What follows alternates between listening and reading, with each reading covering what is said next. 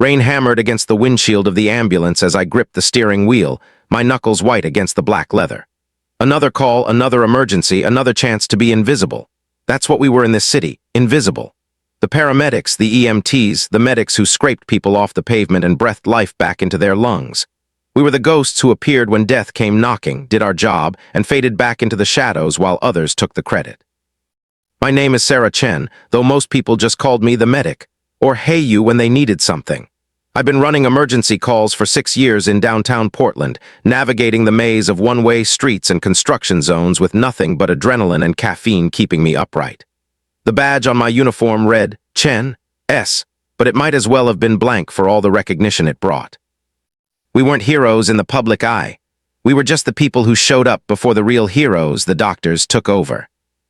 The radio crackled to life, cutting through my bitter thoughts. Unit 47, we have multiple GSWs at the Riverside Shopping Complex. Mass casualty incident. Code red. My partner Jake looked up from his phone, his face immediately shifting from bored to alert. Did they just say multiple gunshot wounds? He'd only been on the job for 8 months, still green enough to feel the spike of fear that came with calls like this. I envied him that fear. It meant he still cared enough to be afraid. Yeah, I said, already flipping on the sirens and pulling a hard U-turn that sent loose papers flying around the cab. Multiple GSWs. Could be gang-related, could be domestic, could be random. Won't know until we get there. The shopping complex was only 12 minutes away, but it felt like an eternity as we weaved through traffic that seemed determined to stay in our path, despite the wailing sirens. I could feel that familiar knot forming in my stomach, the one that always appeared when I knew I was driving towards something that would test everything I'd learned, everything I thought I knew about keeping people alive. Jake was doing that thing all the new guys did, checking and rechecking his equipment, running through protocols under his breath like a prayer. Sarah, what if it's really bad? What if there are too many to? Then we save the ones we can and try not to think about the ones we can't. I cut him off. It sounded harsh, but it was the truth. 6 years of this job had taught me that you couldn't save everyone, and the moment you started believing you could was the moment you'd break apart completely. The shopping complex came into view, and my heart sank. Police cars were scattered across the parking lot like fallen dominoes, their red and blue lights painting everything in emergency colors. I could see people running, some toward the building, some away from it, all of them moving with that jerky, panicked motion that meant something terrible had happened inside. Jesus, Jake whispered as we pulled up to the scene. Look at all those cops. I was already out of the ambulance, grabbing our trauma bag and mentally preparing for what we'd find inside. A police officer jogged over to us, his face flushed and his radio squawking with overlapping voices. Thank God you're here, he panted. We've got a situation inside. Shooter opened fire in the food court about 10 minutes ago. We think he's down, but we're still securing the scene. There are casualties, lots of them. How many? I asked, already moving toward the building. We count at least 15 people hit, maybe more. Some of them. He trailed off, shaking his head. Some of them aren't going to make it if they don't get help soon. 15 people. My mind immediately started doing the math, triage calculations, resource allocation, time management. We had 1 ambulance, more were coming, but every second counted when you were dealing with gunshot wounds. Blood loss, shock, internal bleeding, all of them racing against the clock. The inside of the shopping complex was a scene from a nightmare. The food court had been transformed into something that looked like a war zone. Tables were overturned, chairs scattered, and there was blood, so much blood, painting the white tile floors in abstract patterns that made my stomach lurch. The acrid smell of gunpowder still hung in the air, mixed with the metallic scent of blood and the sharp odor of fear. But it was the silence that got to me the most. Not complete silence. There were moans, whimpers, the sound of radios and shouted instructions. But underneath all of that was this heavy, oppressive quiet that came after violence, when shock set in and people's minds simply couldn't process what they'd witnessed. I started moving through the scene, my training taking over where my emotions threatened to overwhelm me. Triage was about making impossible decisions quickly. Red tags for the critically wounded who could be saved. Yellow for serious but stable, green for walking wounded, and black for those who were beyond help. The first victim I reached was a teenage girl, maybe 16, with auburn hair matted with blood. She'd taken a bullet to the shoulder and was conscious, crying softly and calling for her mother. Red tag, I called out to Jake, who was right behind me with the supplies. Survivable wound, but she needed surgery soon. The second victim was an elderly man in a business suit. 2 bullets to the chest, weak pulse, barely breathing. His eyes were open but unfocused, and I could see that gray pallor that meant his body was shutting down.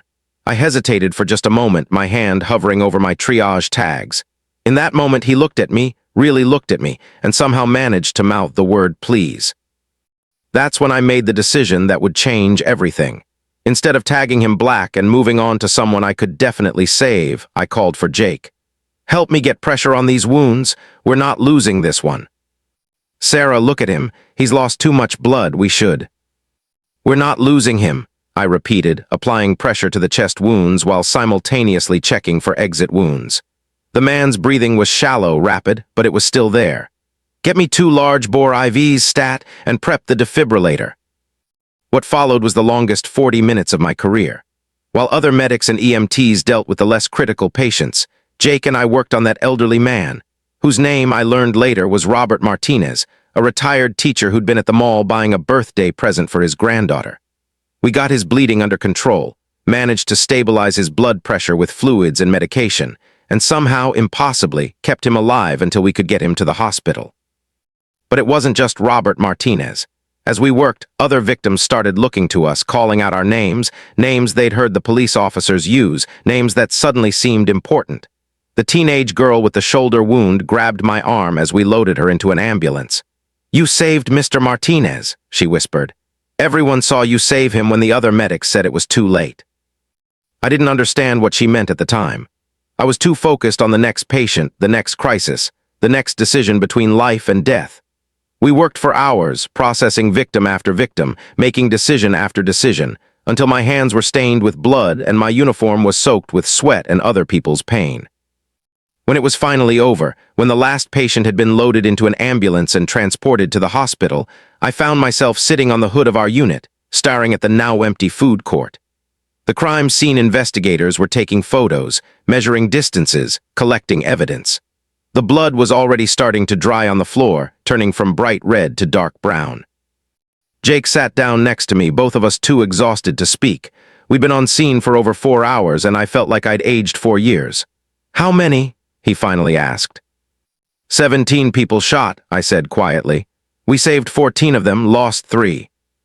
The numbers felt surreal. 17 people had been shot in the span of maybe 2 minutes. 17 lives forever changed by one person's decision to bring violence into a place where families came to eat lunch and teenagers hung out after school. But 14 of them would go home to their families, eventually. 14 of them would heal, would move on, would get to live the rest of their lives.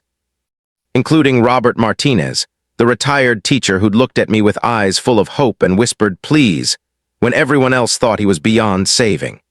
The man who, according to the doctors at the hospital, shouldn't have survived the ambulance ride, but who was now in stable condition, asking nurses about the medic girl who wouldn't give up on me. As we packed up our equipment and prepared to head back to the station, a reporter approached us. She was young, probably fresh out of journalism school, with that eager look that reporters get when they smell a story. Excuse me, are you the medics who treated the victims today? I nodded, too tired to do anything else. Jake stood up straighter, probably thinking this was his moment of recognition, his chance to be seen as something more than just a medic. I understand you saved 17 people today, she continued, holding out her microphone. 17 were shot, I corrected. We saved 14. Her eyes lit up. 17 shots fired, 14 lives saved. That's incredible.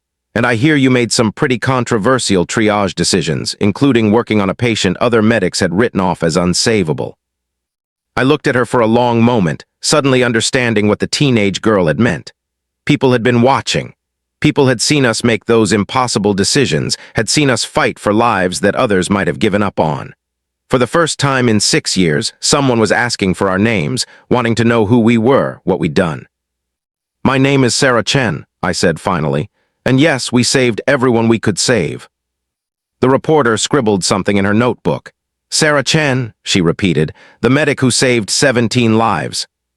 14 lives, I corrected again, but she was already walking away, probably to chase down another angle for her story.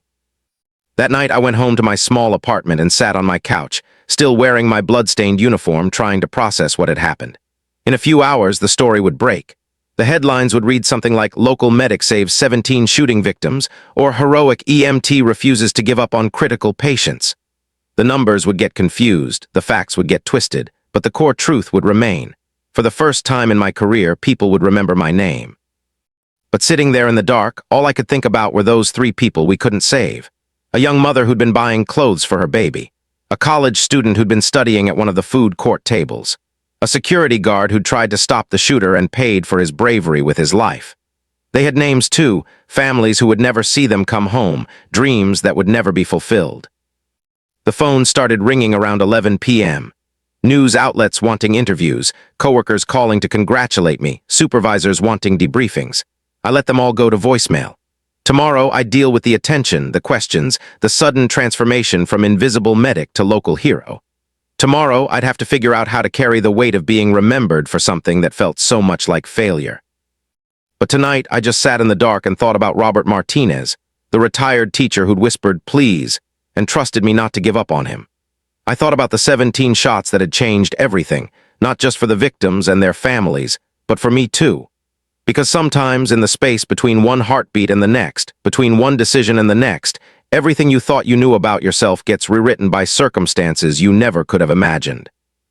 And sometimes, the thing that makes people remember your name is the same thing that makes you question whether you deserve to be remembered at all. 3 weeks later, I was standing in the hospital corridor outside Robert Martinez's room, holding a cup of coffee that had gone cold hours ago and trying to work up the courage to walk through his door. He'd been asking for me.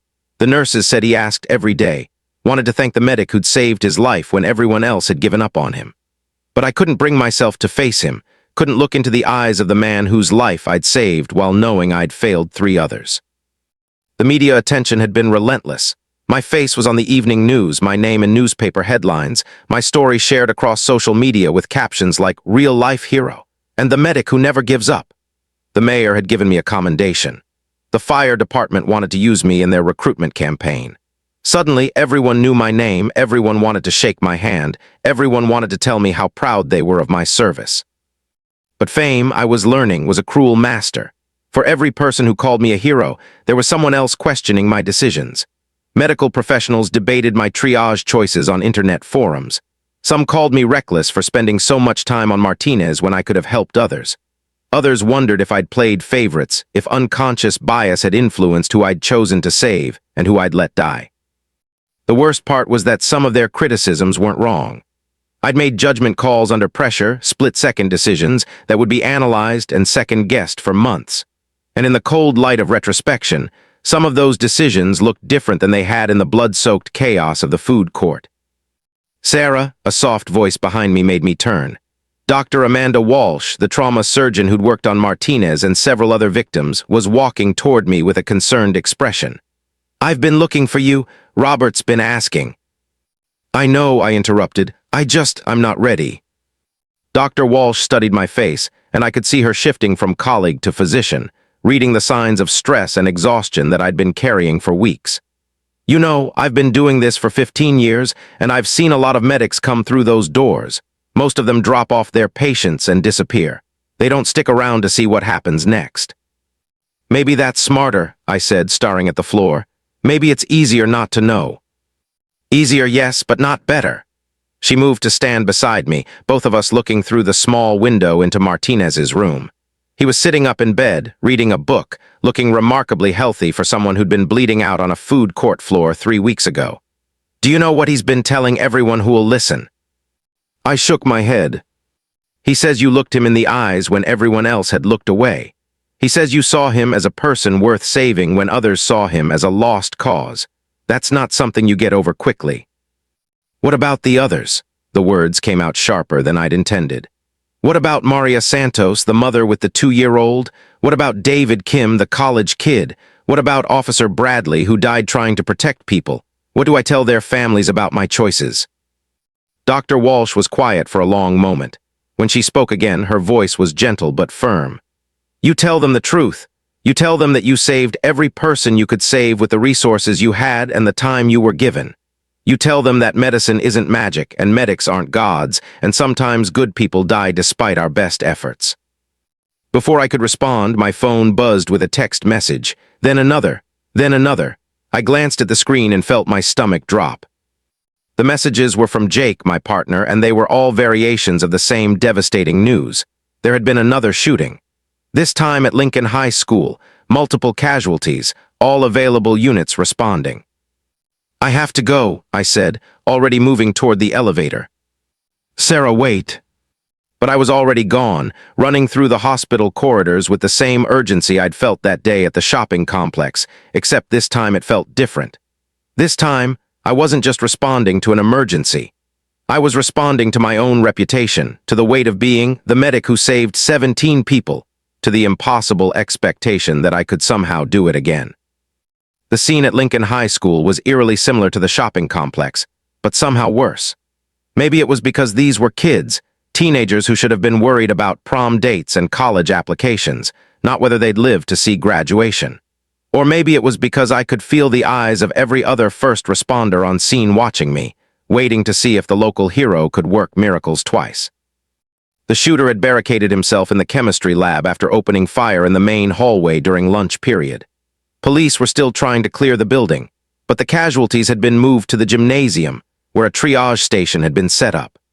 As I walked in, I could hear the familiar sounds of trauma medicine, rapid, urgent voices calling out vital signs, the hiss of oxygen tanks, the electronic beeping of monitors.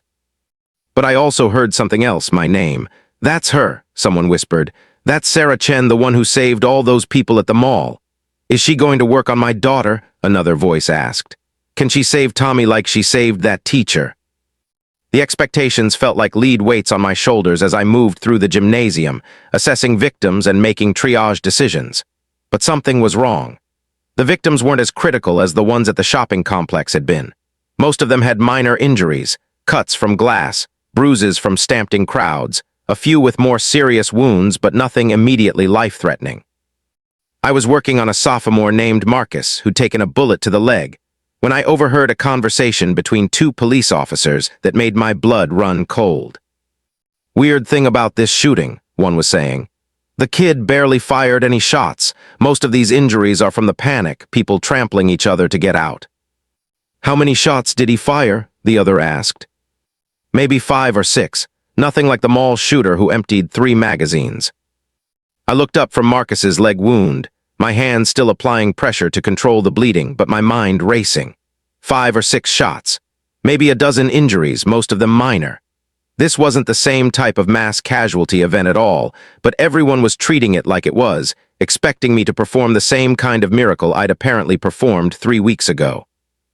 That's when I noticed her, a girl, maybe 15, sitting alone against the far wall of the gymnasium. She wasn't crying or calling for help like the other students. She was just sitting there, perfectly still, staring at nothing with the kind of hollow expression that made my professional instincts scream warnings. I finished bandaging Marcus's leg and walked over to her. Hey, I said softly, crouching down to her level. I'm Sarah, one of the medics. Are you hurt? She looked at me with eyes that seemed far too old for her face. You're the hero medic, she said quietly, from the news. I'm just a medic, I corrected. What's your name? Emma, she paused, still staring at me with that unsettling intensity. Emma Bradley. The name hit me like a physical blow. Bradley. Officer Bradley, the security guard who died at the shopping complex trying to stop the shooter. The one whose funeral I'd been too much of a coward to attend. Officer Bradley was your... My dad, her voice was flat, emotionless. He died trying to be a hero, just like you're supposed to be. I sat down next to her, my medical training warring with my personal guilt. Emma, I'm so sorry about your father. He was incredibly brave. Brave and dead. She finally turned to look at me directly.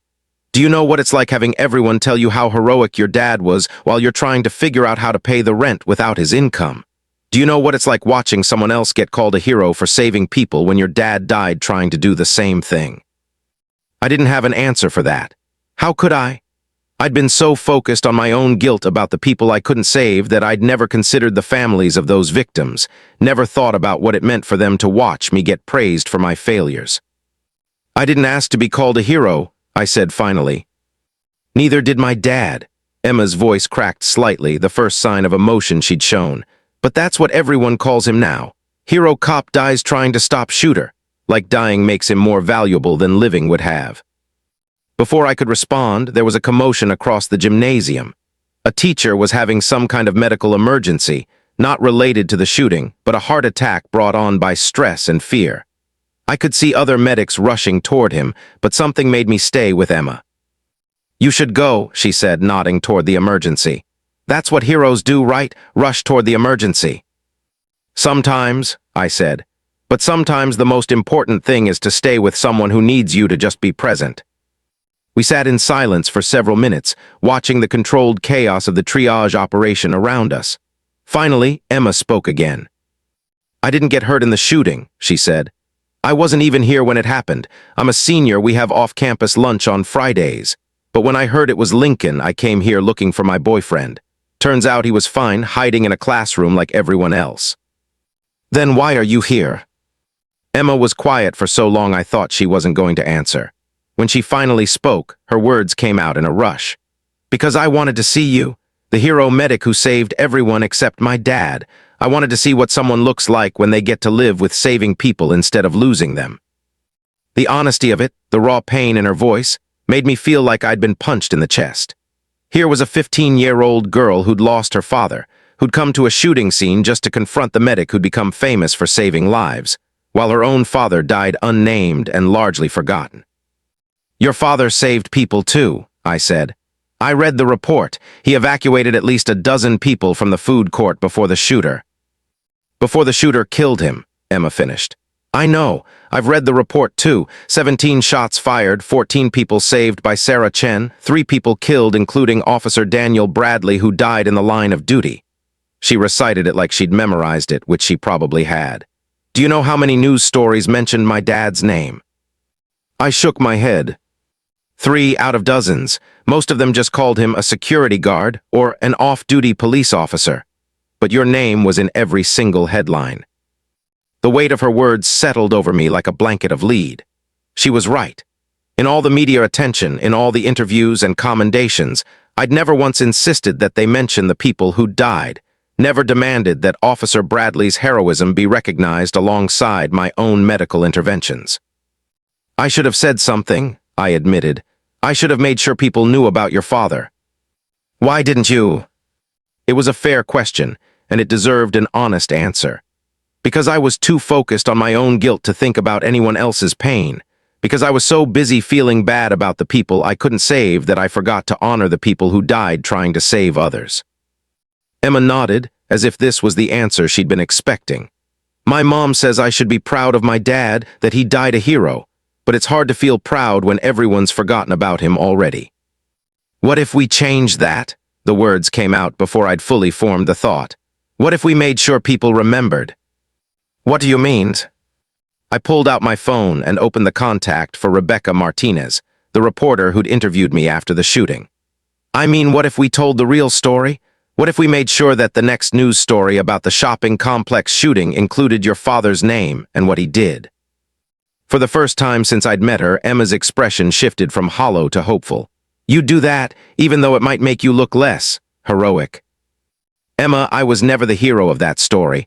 I was just the person who happened to keep some people alive. Your father was the one who ran toward danger to protect strangers. If anyone deserves to be remembered, it's him." I dialed the reporter's number, and when she answered, I could hear the excitement in her voice. "Sarah, I've been hoping you'd call. I heard about the school shooting. Are you planning to give any interviews?" "Actually," I said, looking at Emma, "I'm calling about a different story. I think it's time people learned about Officer Daniel Bradley and what really happened at the shopping complex." As I talked to the reporter, explaining about Emma and her father's sacrifice, I could see something changing in the girl's face. Not happiness, exactly. Nothing could bring her father back or erase her grief, but something like relief. The relief of being seen, of having her pain acknowledged, of knowing that her father's heroism would finally be recognized. When I finished the call, Emma was crying quietly. Not the desperate sobs of fresh grief, but the steady tears of someone finally being able to let go of anger they'd been carrying too long. "Thank you," she whispered. "Thank you," I replied, for reminding me what really matters. As I sat there with Emma Bradley in that gymnasium, surrounded by the controlled chaos of another mass casualty incident, I realized that the story I'd been telling myself about that day at the shopping complex was incomplete. I'd been so focused on the medical decisions, on the people I'd saved and lost, that I'd forgotten about the human connections, the ripple effects, the families and friends left behind to make sense of tragedy. The 17 shots that had made people remember my name weren't just about my medical skills or my refusal to give up on difficult cases. They were about a moment in time when multiple people made choices that defined who they were. Officer Bradley choosing to run toward danger, Robert Martinez choosing to trust me with his life, and me choosing to fight for someone others had written off. But sitting with Emma, I realized that the most important choice I could make wasn't about medical protocols or triage decisions. It was about how I used whatever recognition I'd gained, whether I let it feed my own ego or used it to shine light on others who deserved to be remembered. The shooting at Lincoln High School ended with no fatalities and only minor injuries. The media coverage was brief, focused mainly on the school's security measures and the shooter's motives. My name was mentioned only in passing, as one of several first responders who treated victims. But 3 days later, Rebecca Martinez's story about Officer Daniel Bradley ran on the front page of the Portland Tribune. It told the complete story of what had happened at the shopping complex, including interviews with witnesses who'd seen Bradley evacuate civilians and Emma's perspective on losing her father. My role was mentioned, but it wasn't the focus. For the first time, someone else's heroism was center stage. The story changed things, not in the dramatic way that my original 15 minutes of fame had, but in quieter, more meaningful ways. Officer Bradley's name was added to the memorial wall at the police station. His family received benefits they hadn't known they were entitled to. Emma started a scholarship fund in her father's name for students who wanted to pursue careers in public safety. And me, I went back to being just a medic, responding to calls, treating patients, saving the ones I could save and learning to live with the ones I couldn't. But now, when people asked me about that day at the shopping complex, I had a different story to tell. Not the story of 17 shots and one heroic medic, but the story of multiple people making impossible choices under unimaginable pressure, each of them trying to protect and serve in their own way. Because sometimes, the thing that makes people remember your name isn't what you did in that moment of crisis. Sometimes, it's what you choose to do with the memory afterwards, how you honor the people who didn't survive to tell their own stories, how you use whatever platform you've been given to make sure the right heroes get remembered. 6 months after the Lincoln High School incident, I thought I'd found my equilibrium again. The media attention had died down. Emma Bradley and I had developed an unlikely friendship built on shared understanding of loss and responsibility, and I'd settled into a routine that felt almost normal. Almost. That's when Detective Maria Santos walked into my life and turned everything I thought I knew about that day at the shopping complex completely upside down. It was a Tuesday morning, one of those crisp October days when Portland's famous drizzle takes a break and lets the sun remind everyone why people move to the Pacific Northwest despite the weather. I was restocking the ambulance after a routine call, elderly woman with chest pains who turned out to have acid reflux, when a woman in a dark suit approached our unit. "Sarah Chen?" she asked, showing me a badge that identified her as Detective Santos with Portland PD. I was hoping we could talk. My first thought was that this was about Emma, maybe some kind of follow-up investigation about her father's death. But something in the detective's expression told me this was bigger than that. "What's this about?" Jake asked, looking up from his inventory checklist. "It's about the Riverside shopping complex shooting," Detective Santos said, her eyes never leaving mine. "We've had some new developments in the case." The case, 6 months later, and it was still an active case. I'd assumed that everything had been wrapped up after they'd identified the shooter, a 23-year-old named Marcus Webb who'd been struggling with mental illness and had snapped after losing his job. Open and shut, or so I'd thought. "What kind of developments?" I asked. Detective Santos glanced around the parking lot where we were standing, clearly uncomfortable with the public setting. "Is there somewhere we could talk privately?" 20 minutes later, we were sitting in a small interview room at the police station. The kind of room where they question suspects, with mirrors that are probably two-way glass and a recording device that Detective Santos made a point of turning on before she started talking. Ms. Chen, I want you to understand that you're not under investigation for anything.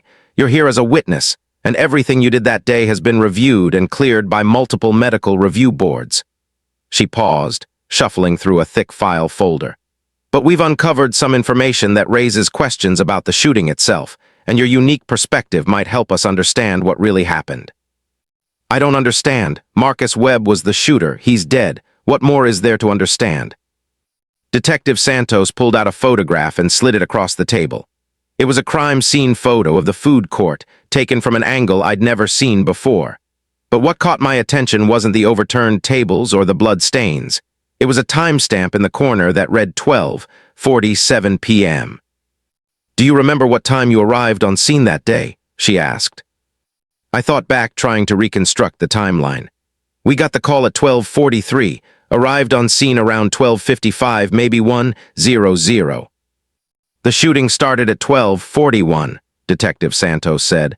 Marcus Webb was neutralized by police at 12:46. This photo was taken 1 minute after the shooting ended. I stared at the photo, my mind struggling to process what she was telling me. Okay, so what's the problem? The problem, Ms. Chen, is that some of the injuries you treated that day, injuries that occurred during what we thought was a single shooting event, couldn't have been caused by Marcus Webb's weapon. The room seemed to tilt sideways. What do you mean? Detective Santos pulled out another file, this one filled with ballistics reports and medical examiner findings. We've been working with the FBI's ballistics unit for months, trying to piece together exactly what happened in that food court. Marcus Webb fired 17 shots from a 9 pistol. We recovered all 17 bullets and shell casings. 17 shots, I repeated, the number that had defined my entire experience of that day. That matches what we were told. Yes, but here's where it gets complicated. She spread several medical reports across the table. Robert Martinez, the man you saved, was shot twice in the chest with a .45 caliber weapon. The bullets were extracted during his surgery, but Marcus Webb didn't have a .45. He only had the 9. I felt like the floor was dropping out from under me. That's impossible. There was only one shooter. That's what we thought too. Detective Santos's voice was gentle, but her words were devastating. Ms. Chen, we now believe there were 2 shooters in that food court.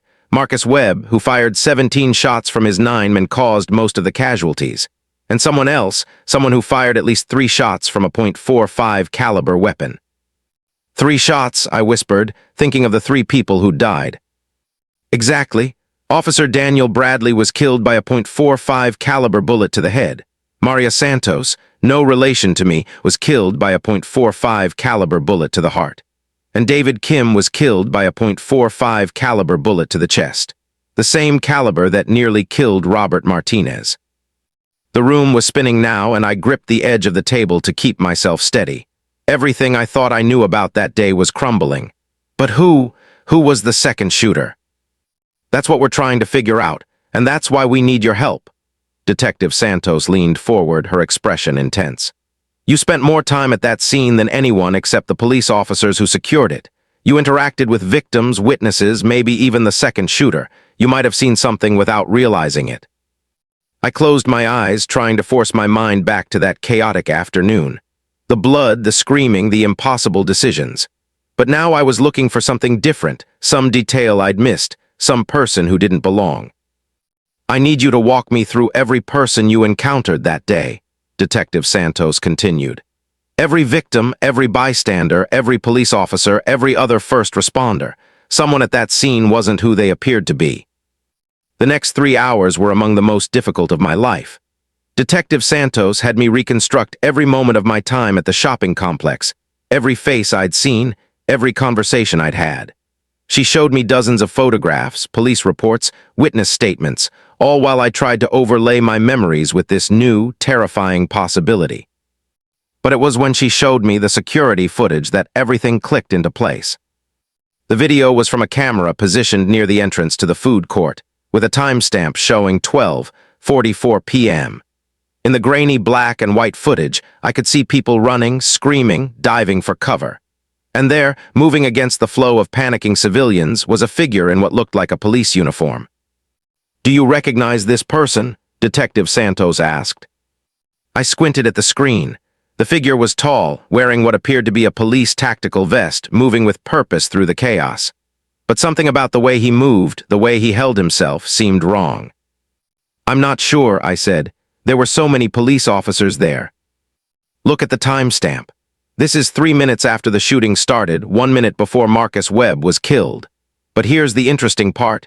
We've accounted for every police officer who responded to that scene, and none of them were in this area at this time." Detective Santos advanced the video frame by frame. The figure moved through the food court, past overturned tables and wounded civilians, heading toward the back corner where I remembered finding Robert Martinez. And then I saw it, something that made my blood run cold. The figure stopped next to someone lying on the ground, someone I couldn't quite make out in the grainy footage. There was a brief interaction, maybe 10 seconds. Then the figure raised what looked like a weapon. "Oh my God," I whispered. "He's not helping them, he's..."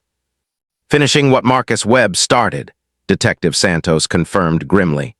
"We believe this person waited until the initial shooting was over, then moved through the scene eliminating specific targets while everyone was focused on the chaos." I felt sick. All this time, I'd been carrying guilt about the people I couldn't save, never knowing that someone had been actively working against me, killing people while I was trying to save them.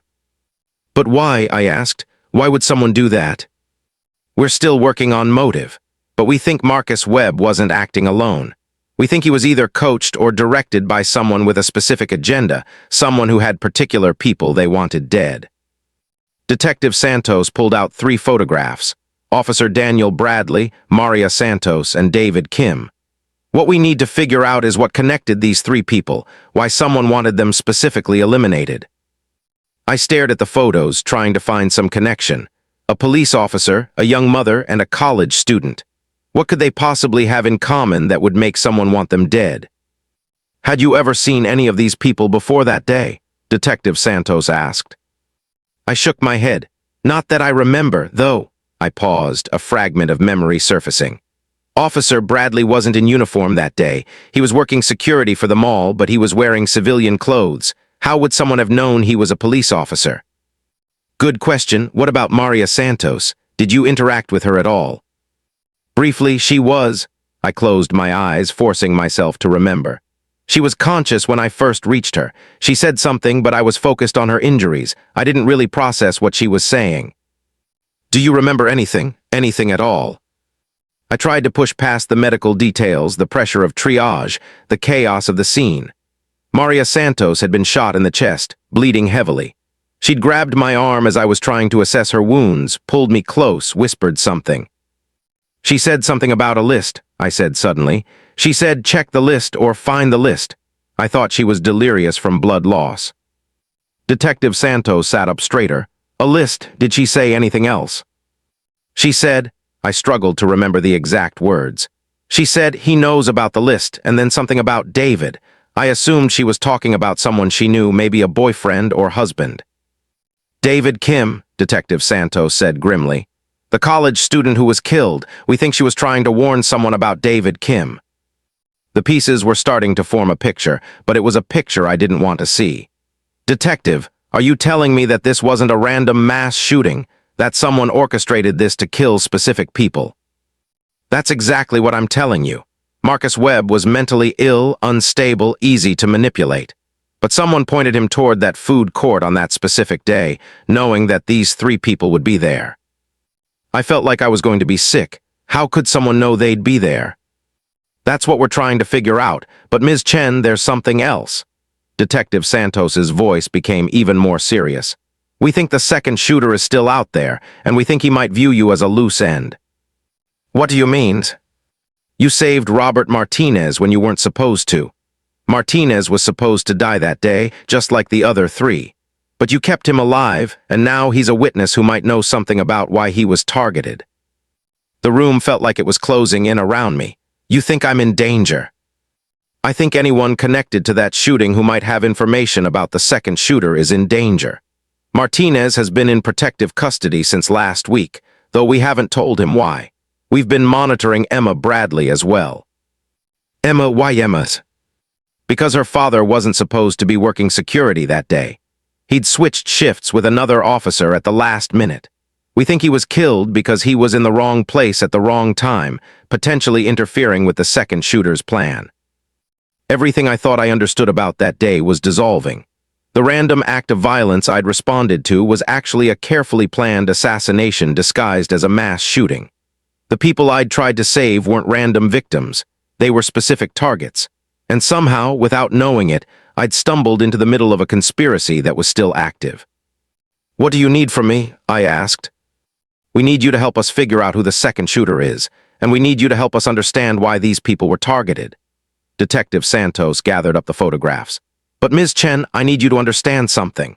If we're right about this, if there really is a second shooter still out there, then your life changed that day in ways you never imagined. You're not just the medic who saved people during a mass shooting. You're a witness to a multiple homicide, and the killer knows you exist."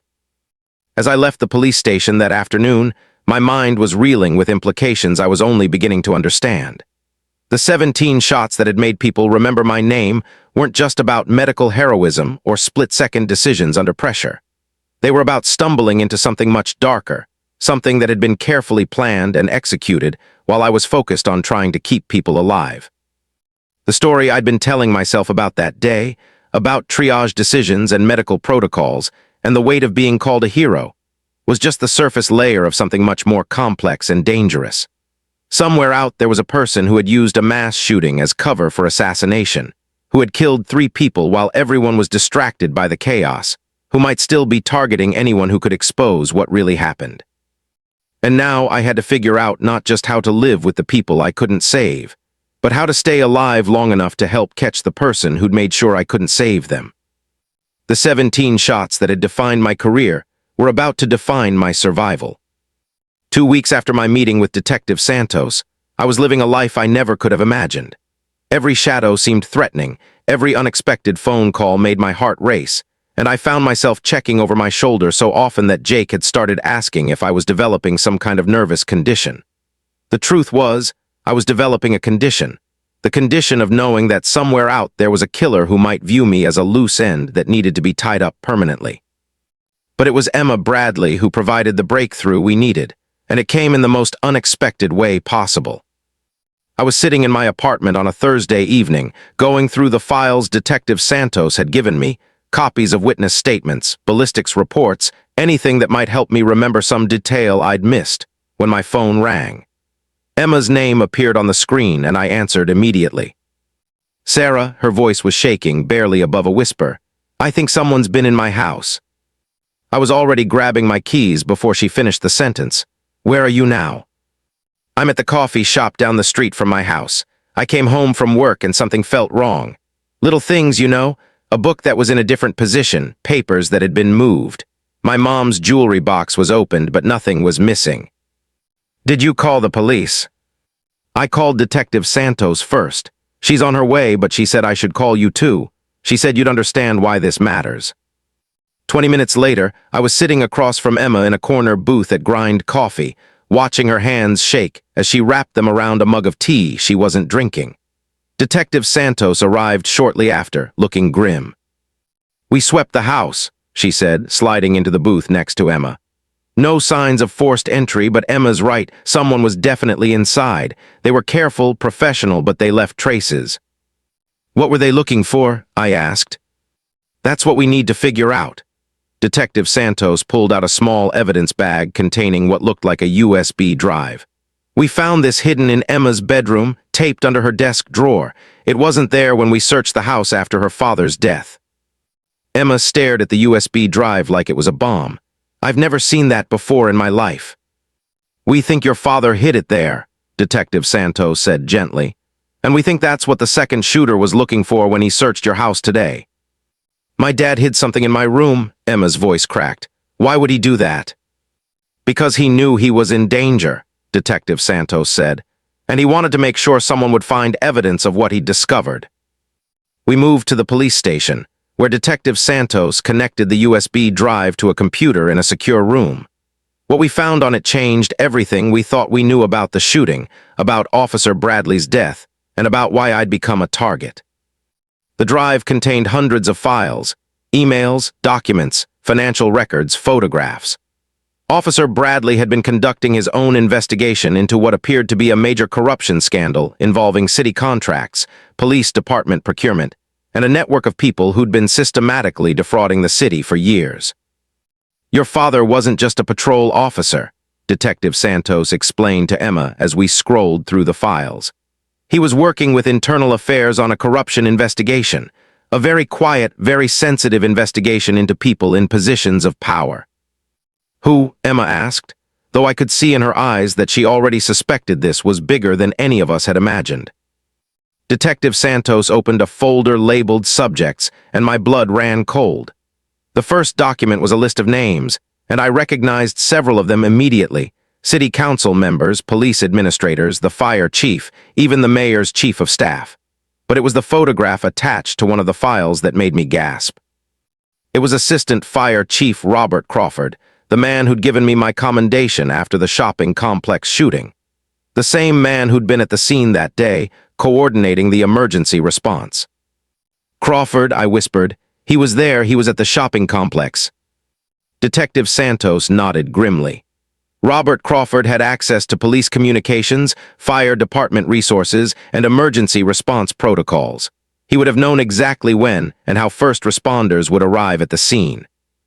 "But why?" Emma's voice was small, confused. "Why kill my dad? Why kill those other people?" Detective Santos opened another file, this one containing financial records. "Your father had discovered that Crawford and his associates were using emergency service contracts to funnel money to shell companies. Millions of dollars over several years.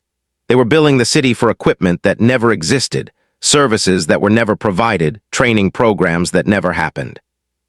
"And the other victims?" I asked, though I was beginning to understand.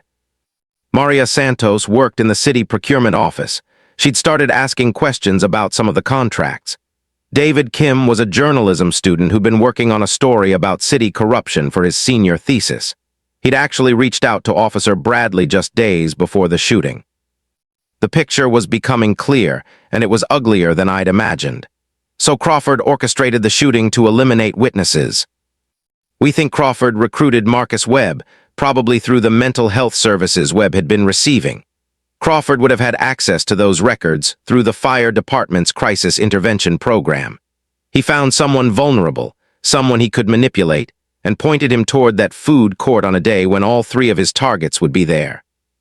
"But how did he know they'd be there?" Emma asked. Detective Santos pulled up another document. "Your father was supposed to meet with Maria Santos and David Kim that day. They'd arranged to meet at the food court to exchange information about the corruption investigation. Crawford had been monitoring your father's communications. So he sent Marcus Webb to kill everyone at the food court, then went in himself to make sure the job was done," I said, pieces falling into place. "He was wearing tactical gear, so no one questioned his presence at the scene." "Exactly, and he almost got away with it." Detective Santos looked at me. "Except you saved Robert Martinez, who wasn't supposed to survive.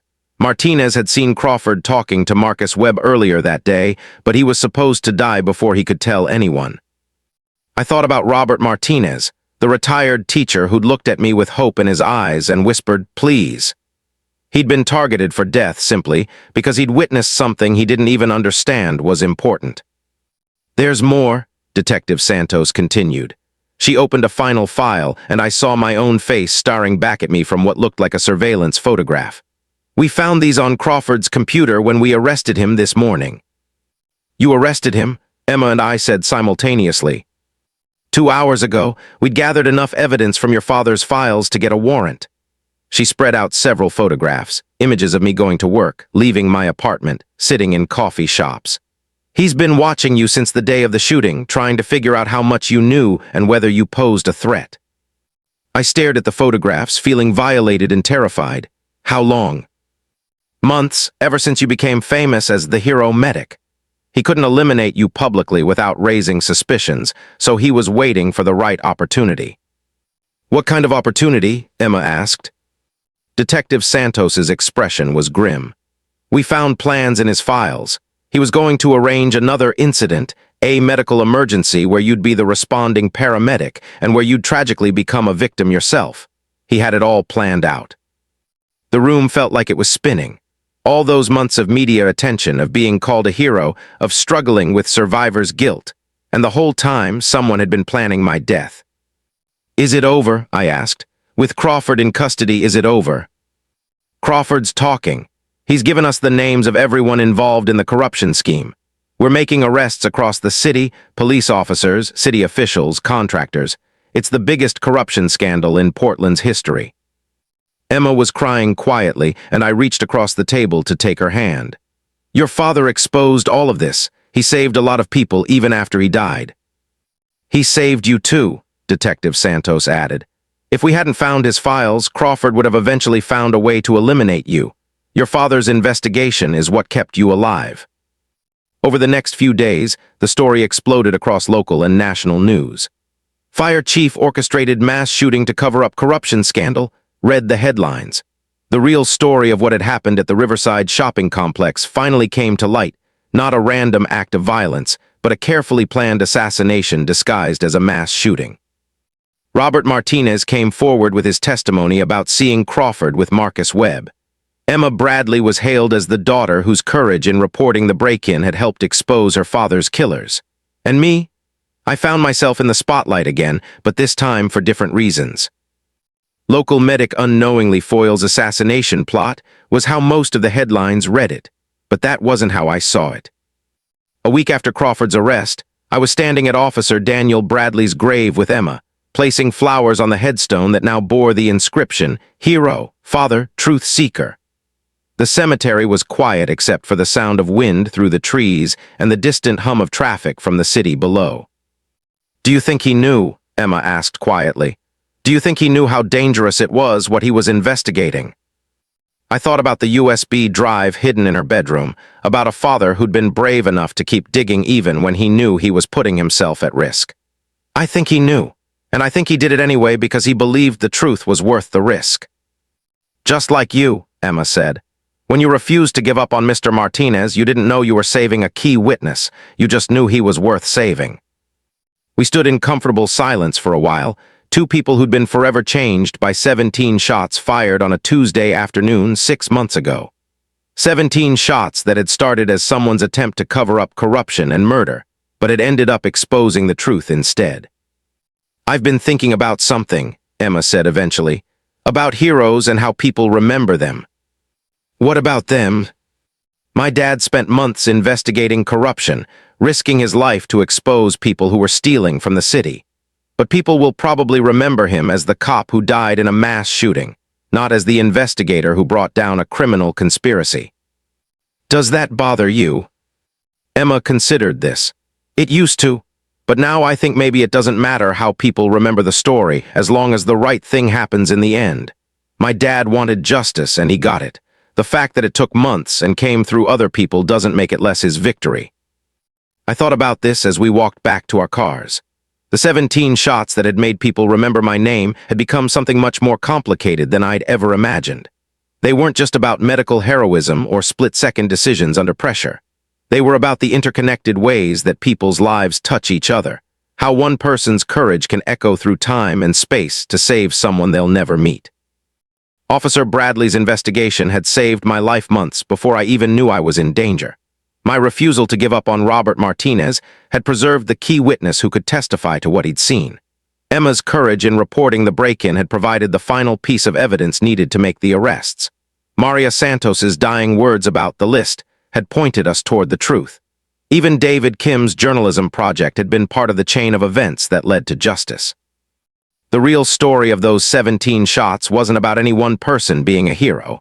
It was about a network of people, some living, some dead, who had made choices to pursue truth and protect others, even when they didn't know how their choices would matter.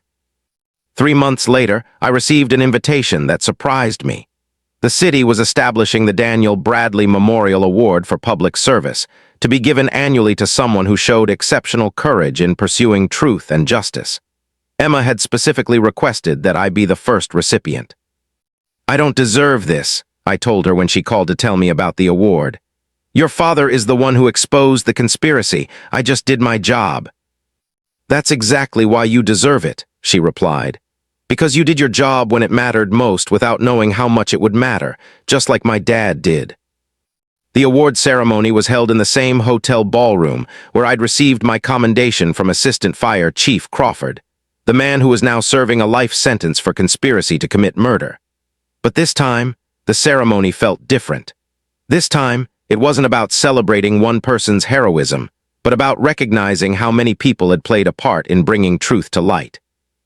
As I stood at the podium, looking out at an audience that included Robert Martinez and his family, Emma Bradley, Detective Santos, and dozens of other people whose lives had been touched by the events of that day, I finally understood what I wanted to say about those 17 shots. People often ask me about that day at the shopping complex, I began. They want to know what it felt like to save so many people, to be called a hero, to make split-second decisions under pressure. But the truth is, I didn't save anyone that day by myself. I was part of a chain of people, some of whom I never met, some of whom died before I could thank them, who all made choices that led to justice and truth. I paused, looking at Emma in the front row. Officer Daniel Bradley didn't just die trying to stop a shooter. He died pursuing truth, and his investigation continued working even after he was gone. Maria Santos didn't just die as a victim of violence. She died trying to warn people about corruption, and her words helped us understand what really happened. David Kim didn't just die as an innocent bystander. He died as a journalist seeking truth, and his work became part of the evidence that brought down a criminal conspiracy. The room was completely silent, and I could see tears in many eyes. The 17 shots that changed my life weren't just about that one day.